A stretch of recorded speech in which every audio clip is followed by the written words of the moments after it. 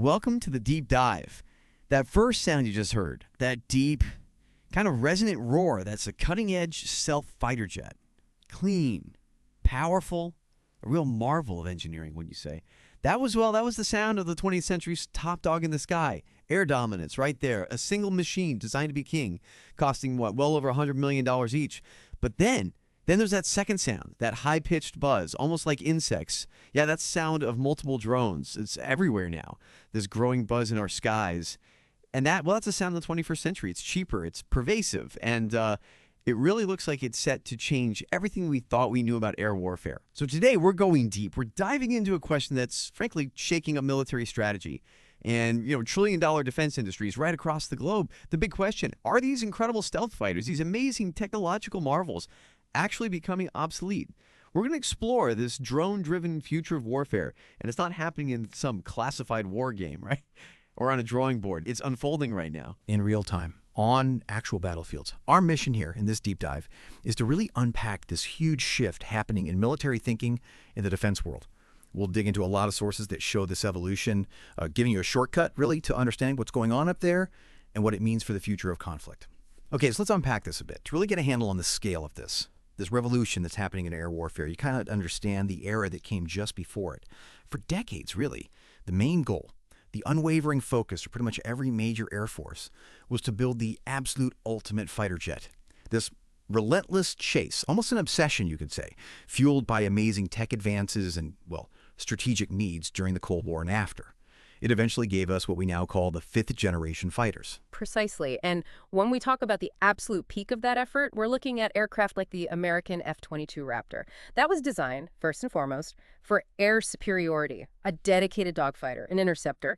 And then you have its incredibly versatile sibling, the F-35 Lightning II. That's a multi-role fighter. It can do pretty much everything: ground attack, advanced reconnaissance, even electronic warfare. These aren't just planes in the old sense. They really represent the absolute cutting edge of aerospace engineering. Decades of R&D, huge investment, all packed into one formidable platform. They really were the ideal, for a long time, of what air combat should be. And their capabilities are, like our sources say, they're truly exquisite. Take stealth, for instance.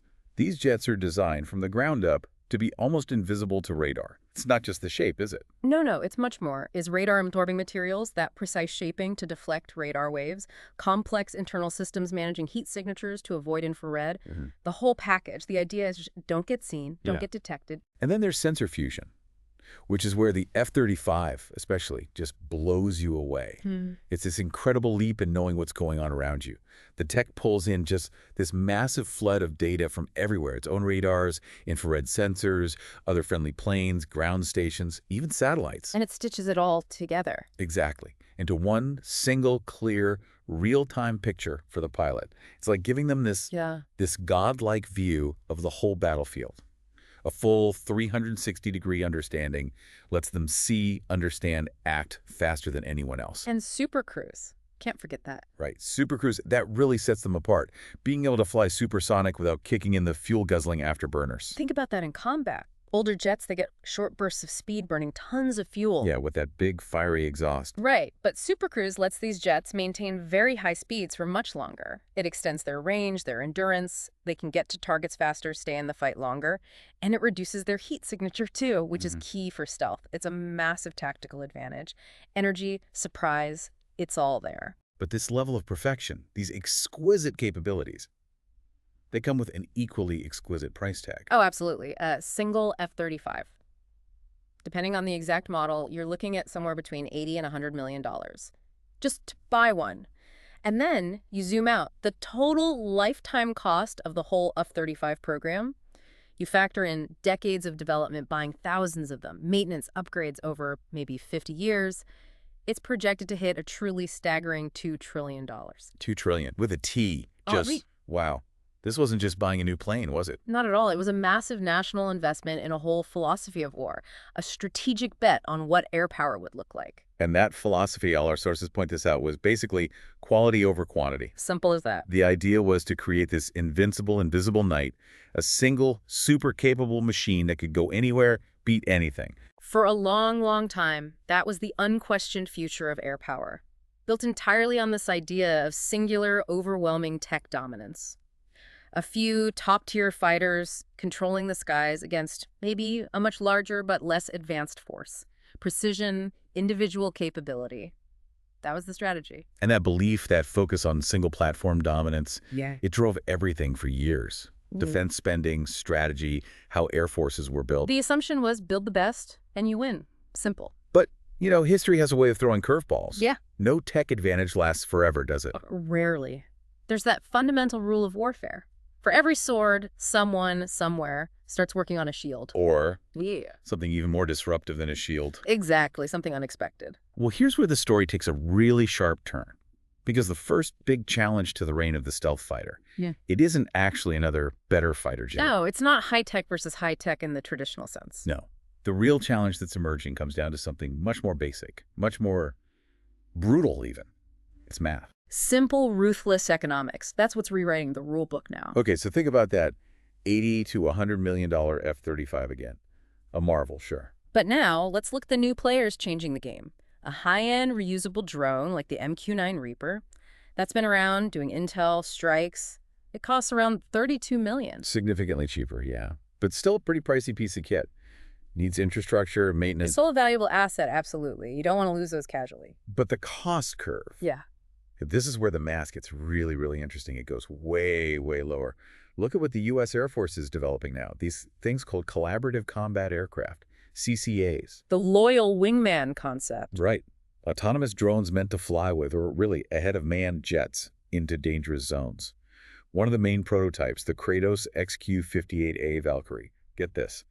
The price tag is estimated at just $3 to $6 million per drone. 3 to 6 million. Compare that to 80 or 100 million. Think about it. For the price of one F-35, you could potentially field something like 20 of these advanced Valkyrie drones. 20 to 1. That's not just a small difference. That's a completely different way of thinking about force structure, about mass. But wait, it gets even more extreme. Ah, yes. The real game changer. The one we're seeing make a huge impact right now, especially in Ukraine. The small, expendable FPV drone, first-person view. These aren't military-grade, billion-dollar R&D projects. Often they're built from commercial parts you can just buy. A frame, a camera, a battery motor, and then they strap on an explosive charge. Designed to be cheap, mass-produced, and, basically disposable. And the cost. You can get one of these fielded for maybe a few $100s. A few $100s. Our sources highlight this mind-blowing ratio, something like 462,500 to 1. That's the cost difference between a top-tier F-22 Raptor and one cheap FPV drone. 462,000 to 1. It's almost hard to comprehend. It's not just a cost difference, it's a completely different reality. The economics alone are overwhelming. And like we said, this isn't theory. It's not some future war scenario. This is the new reality playing out right now. U.S. strategists, NATO commanders, they're not just talking about it anymore. They're actively planning for what they call a hellscape. A hellscape. Yeah. Sounds unpleasant. Thousands, maybe tens of thousands of these cheap, attritable UAVs, used for deterrence, used to just swamp enemy defenses. And the question they're asking is unavoidable, isn't it? Yeah. Why risk a billion-dollar bomber, its crew, the political fallout if it's lost, when you can potentially get the same result sending in 1,000 drones that cost maybe $10,000 each? The math, the risk calculation, it leans heavily towards the drones in many scenarios now. But at the speed this has happened, it's incredible. Retired General David Barno said, quite bluntly. Yes, I saw that quote. Really stark. He said, masses of uncrewed drones have now wrested command of the air away from manned aircraft right over the immediate battlefield. Specifically, the air littoral, he called it, that low-altitude space directly over the fighting. Where troops are engaged, close combat. Exactly. In places like Ukraine, that critical airspace, it used to be for attack helicopters, maybe A-10s. Now, it belongs to the drones. That's a massive shift, a loss of traditional air superiority where it matters most sometimes. And the impact. It's not just anecdotal, it's huge. Reports say drones account for maybe 60 to 70% of the damage to Russian equipment. 60 to 70%, that's not small incidents. That's the dominant factor in damaging equipment. Ukraine has become this grinding war of attrition. Every tank lost, every gun destroyed, it'd have to be replaced. And in a war like that, cost isn't just a factor. Cost is king, absolutely. Think about the defense problem.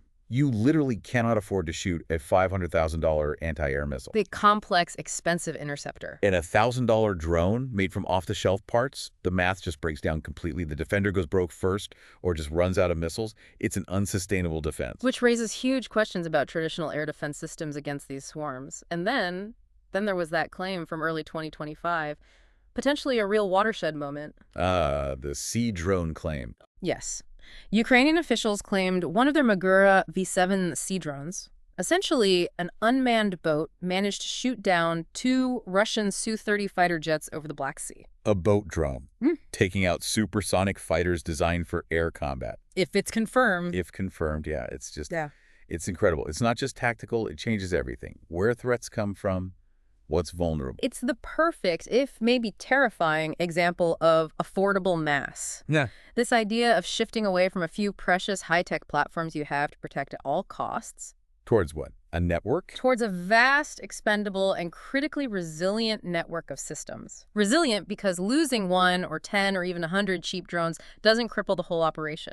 The swarm absorbs the loss and keeps going. It completely changes the calculus of combat, budgeting, everything. Okay, so drones are cheap, they're effective, they're dominating the low-altitude fight.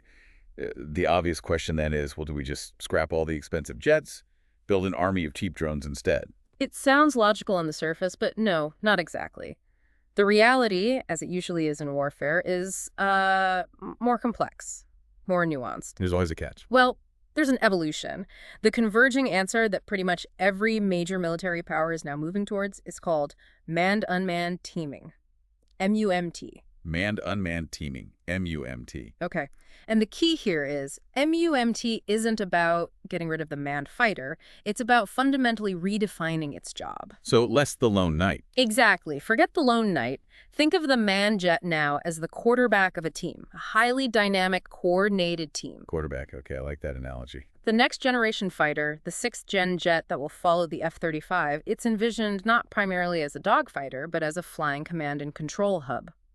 The human pilot becomes less of a stick and rudder person and more of a mission commander, orchestrating a swarm of unmanned systems. It's a huge conceptual leap, from single-platform dominance to an integrated networked system of systems. So how does that actually work? How does MUMT play out on the battlefield? Give us a picture. Okay, imagine this. You've got your advanced manned jet, maybe an F-35 or a future 6th-gen fighter. It's flying safely, miles away from the most dangerous areas, outside the main anti-air threat bubbles. Keeping the expensive asset and the pilot safe. Precisely. From that safer distance, the human pilot directs a squadron, or maybe even a larger swarm, of these autonomous, loyal wingman drones. CCAs we mentioned earlier. Right. These drones, being uncrewed and relatively expendable, are sent ahead into the really dangerous contested airspace.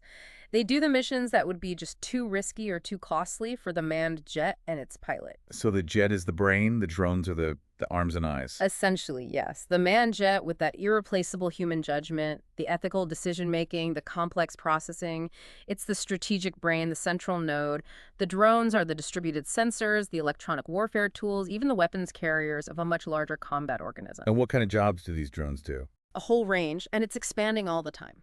Some are pure sensor platforms. They fly deep, map out enemy air defenses, find radar sites, spot targets. High-risk stuff. Okay.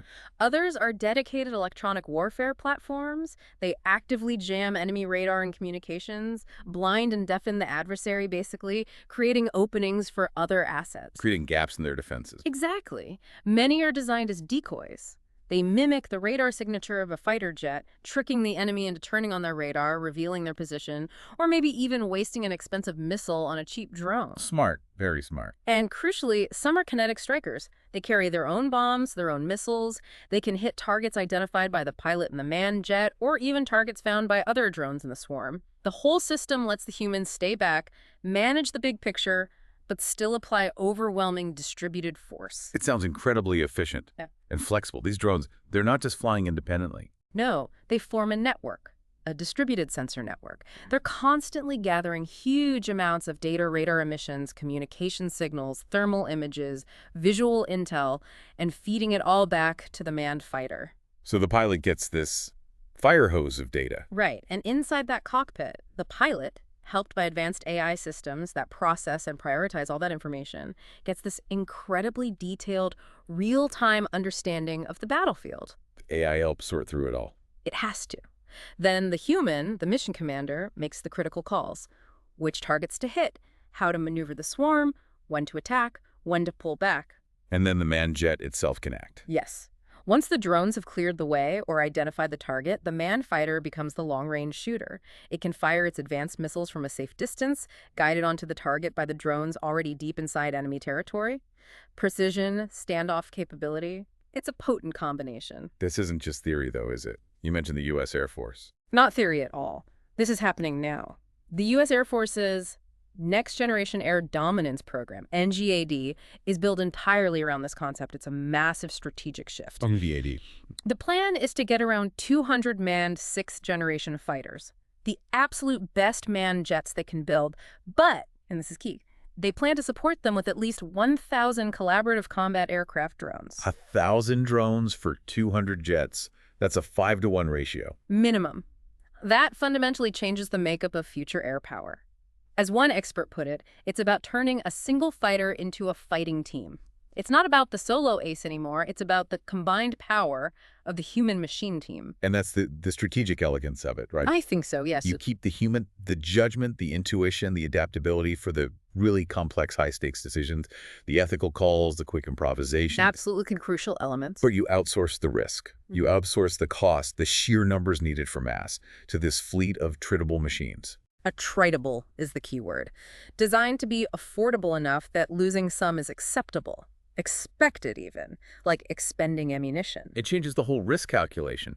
Historically, losing a fighter jet was a major event. Now you're building things designed to be potentially lost. It allows for totally different tactics. Yeah. Higher risk maneuvers, penetrating deeper into enemy defenses. It's pragmatic. It uses human strengths and tech advantages to maximize effectiveness while minimizing cost and, crucially, risk to human life. Now this whole revolution, this MUMT concept, the rise of drones, it's not just happening in the U.S., is it? Not at all. It's absolutely global. And what's fascinating is seeing how different major powers are tackling it based on their own strengths, weaknesses, and strategic situations. It's a global arms race playing out right now. Okay, let's look around. What about China? China's approach is, well, you could call it terrifyingly efficient. They're pursuing a dual-track strategy with enormous resources. The dual track. Meaning, on one hand, they're pushing hard on advanced manned aircraft. They've got their own fifth-gen stealth fighter, the J-20, operational. And they're already showing prototypes for a sixth-gen jet. So they're clearly committed to high-end manned platforms. Okay, so they're still building the advanced jets. Yes, but their real strategic advantage, what really worries Western planners, is what they call civil-military fusion. Civil-military fusion. China is by far the world's largest maker of commercial drones. They produce millions every year for everything imaginable, and they've deliberately integrated that massive industrial base directly with their military. The lines are completely blurred. So they can leverage their commercial drone industry for military purposes. Seamlessly. It gives them an ability to produce drones, military or dual use, at a scale and speed that's just potentially unseen in human history, as one analyst put it. Wow. Scale and speed. It allows for incredibly rapid development, iteration, deployment of new drone types. And crucially, their official military doctrine fully embraces manned-unmanned teaming, just like the U.S. NGAD concept. They're not choosing jets or drones. They're mastering the combination, the synthesis. They see that hybrid approach as the key to dominance. Okay, so China's going full steam ahead on both tracks. What about Russia? Russia's situation is, well, it's a stark contrast. It's a really powerful, if maybe painful, case study in how reality can clash with ambition. They had big plans before the Ukraine war, right? The Su-57 stealth fighter, the S-70 Okhotnik drone. They did grand plans.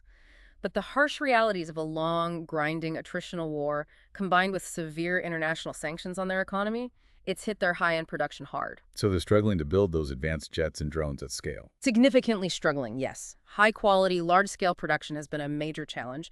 So out of necessity, really, they've been forced into a hard pivot towards a more drone-centric, asymmetric approach, using simpler, mass-producible systems. Asymmetric, meaning using cheaper systems to counter more expensive ones. Exactly. They've become heavily reliant on imported Iranian Shahed drones.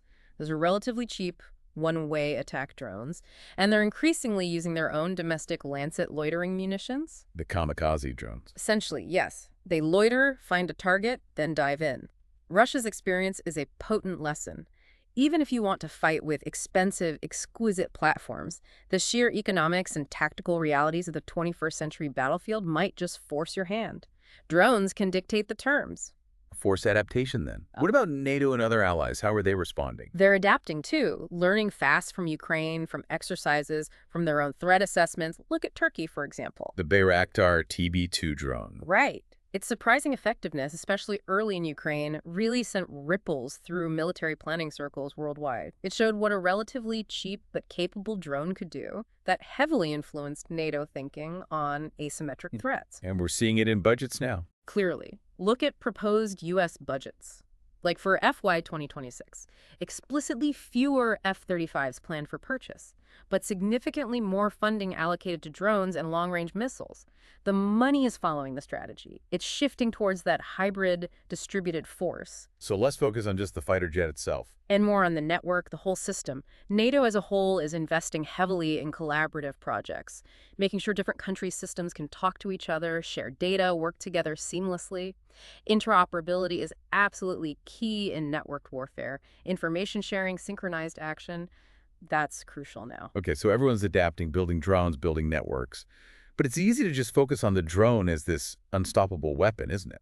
It is, but that's rarely the whole story in warfare, is it? For every new weapon, a counter inevitably emerges, and that's exactly what's happening now. There's a furious parallel arms race going on in counter-drone technology, building the shields against this new sword. Okay, so how do you stop a drone or swarm of them?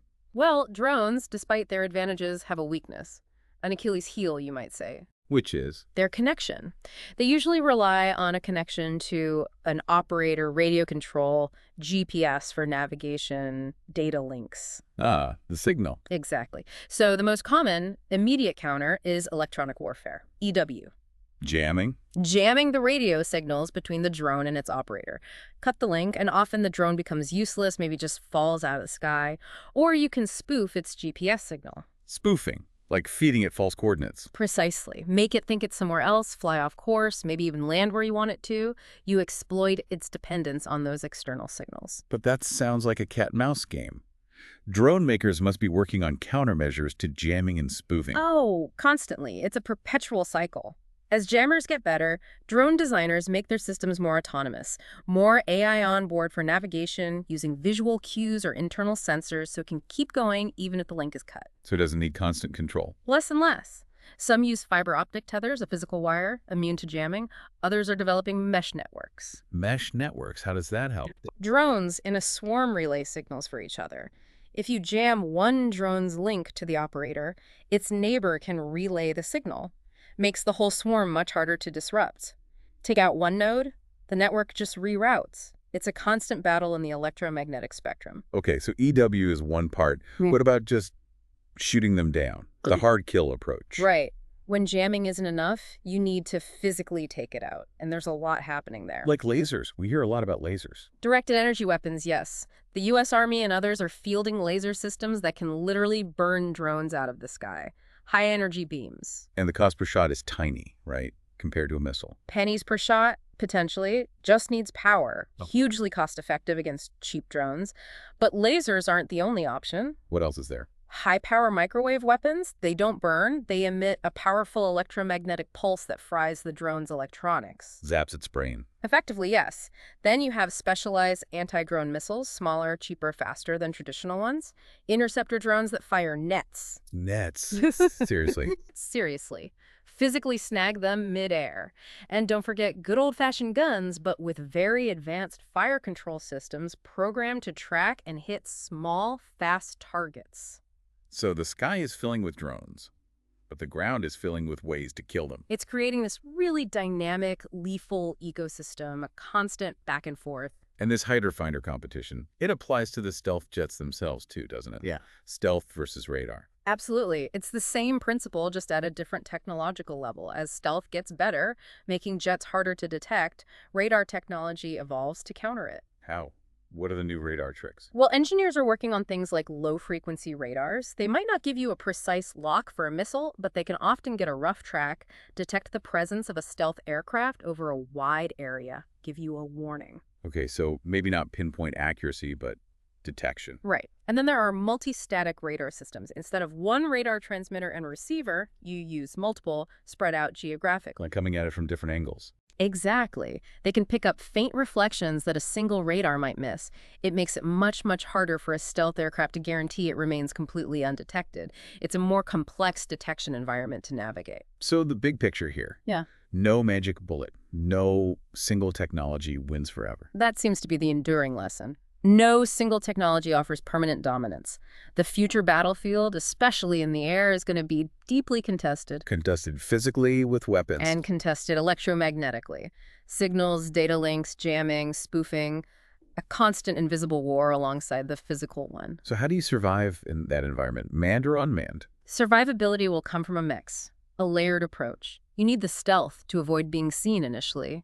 You need robust electronic defenses to counter the EW threat. You need numbers, mass to overwhelm defenses and absorb losses. And maybe most importantly, What's that? the ability to adapt, to innovate and deploy new tactics, new tech faster than your opponent. It's a learning race. The side that learns and adapts quickest holds the edge. Okay, so after all that, the economics, the drones, MUMT, the countermeasures. Let's circle back to the big question we started with. The core question. Are stealth fighters obsolete? Based on everything we're seeing, all the sources, the analysis, the answer is pretty clear and maybe a bit nuanced. No, they are absolutely not obsolete. The F-35, the F-22, whatever comes next, they will still play a crucial, indispensable role. But, and this is the big but, what is obsolete, what's truly over, is their role as the lone dominant force, the single apex predator operating alone. That era has passed. So the end of the classic dogfight era, the heroic ace in the superjet that's fading into history. I think it is. That iconic image, that whole chapter of air warfare, it's closing. It's a profound shift. And replacing it is? The age of the swarm, the age of the network system of systems. It's a fundamentally different way of thinking about and using air power, collective, distributed intelligence, and firepower. So the stealth fighter isn't disappearing. It's not going into a museum. No. It's evolving profoundly. It's transforming from that lone hunter into the command node, the quarterback, like we said. The brain of this much larger, distributed, partly disposable fighting force. Its value changes then. Completely. Its value shifts from its own weapons, its own kinetic power. To its ability to direct the power of the many, the drones. Exactly. It becomes the orchestrator, leveraging AI and data to maximize the impact of maybe dozens, even hundreds, of unmanned systems. That's what defines air dominance now. Which leads to a pretty stark warning, doesn't it, for military planners? A very critical warning. Any nation that just keeps pouring all its money, all its R&D into building just a few ever more expensive manned fighters, while ignoring the power of affordable drone mass and network systems, they risk creating a massive billion-dollar sunk cost. Sunk cost, Meaning they risk building the world's most beautiful, most technologically advanced, and potentially most irrelevant museum pieces. Museum pieces. They might be marvels of engineering, but if they can't operate effectively or affordably in this new drone-filled battle space, if they're strategically unviable against cheaper, more numerous threats, then what's their real military use? Are they building for yesterday's war or tomorrow's? So the future isn't about choosing one or the other. Jets or drones. No, the future is hybrid. It's about finding that delicate, constantly shifting balance between manned and unmanned. A balance between... What exactly? Between the sheer speed and agility of a manned jet and the endurance and expendability of a drone. Between the ethical judgment and adaptability of a human pilot and the lightning-fast processing and tireless execution of AI. Between the exquisite quality and sensing of one advanced platform and the overwhelming quantity and resilience of thousands of cheaper machines. Finding the synergy. Precisely. The nations that figure that out, the ones that successfully blend the night and the swarm. They'll be the ones who command the skies tomorrow. That seems to be the fundamental challenge. A test of adaptability, of vision for every military force out there. It really feels like the whole character of war is changing, faster than maybe ever before. The lines are blurring, aren't they, between digital and physical, manned and unmanned, and definitely between what's expensive and what's actually effective. And as we head deeper into this era with more autonomy, more AI involved, here's maybe a final thought for you, our listener, to chew on. How will relying more on these distributed, partly disposable forces, shifting more decisions to AI-assisted systems, how will that reshape our whole understanding of conflict itself? Does warfare fundamentally change when the cost isn't always measured in human lives or priceless machines? What new ethical challenges does that bring? Something to think about. Thank you for joining us on this deep dive. We look forward to exploring more pivotal topics with you next time.